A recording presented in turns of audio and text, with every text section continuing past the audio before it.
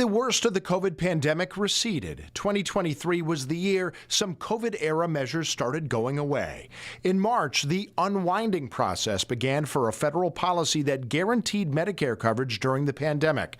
So going forward, more than 400,000 Connecticut residents will once again have to make sure they're eligible each year. In May, the COVID public health emergency expired after more than 3 years. That, in turn, affected the availability and raised the out-of-pocket costs for tests and vaccines, although the state is still urging people to go get their COVID shots. We do anticipate that probably we're going to be asking people to get a shot at least this fall, maybe every year for COVID. To date, this year's COVID vaccination rates are lower than in previous years, but 2023 was still a monumental year for RSV vaccines. 2 of them were approved, one for people aged 60 and up and another for pregnant women. There was also an antibody treatment for newborns that debuted as well. I wanted more. I still want more. But I took it as far as we could take it.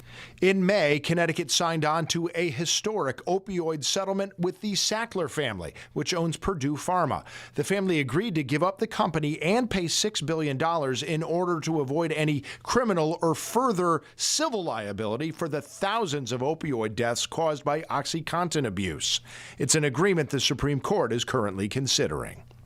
It was a big year in Alzheimer's research. In July, the FDA fully approved Leqembi, the first drug that's been shown to slow the progression of Alzheimer's. There were other breakthroughs for other drugs as well. In the second half of this year, the opioid reversal drug Narcan became available over the counter in many of Connecticut's towns and cities. In October, the state began offering prescription drug discounts of up to 80% through a partnership with the app ArrayRx. The state also announced that starting next year, pharmacies will be able to dispense birth control and abortion medication without a prescription. And the state is also looking to install Plan B vending machines on college campuses and other places. But maybe the lasting story of 2023, one that will continue well into the new year, is the financial problems that hospitals in Connecticut faced because of COVID. In March, a report by the Connecticut Hospital Association found that Connecticut hospitals went from having a nearly 5% profit margin in 2021 to a 1% loss in 2022.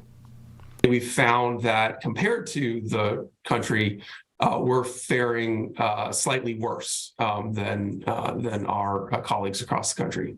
And this year, a number of Connecticut hospitals started addressing those problems by trying to close their labor and delivery units. Johnson Memorial in Stafford, Sharon Hospital, and Wyndham Hospital all said there's not enough need for those services in those regions to keep the departments safely staffed.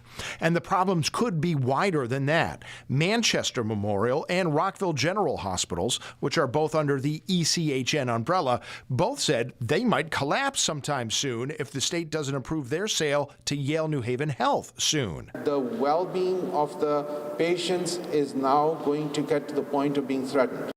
In the words of Trinity Health of New England's Chief Medical Officer, Dr. Saeed Hussein, there's no mission without a margin. So we'll see how hospitals balance those 2 goals in 2024. I'm Tim Lammers, Fox 61, Connecticut's news station.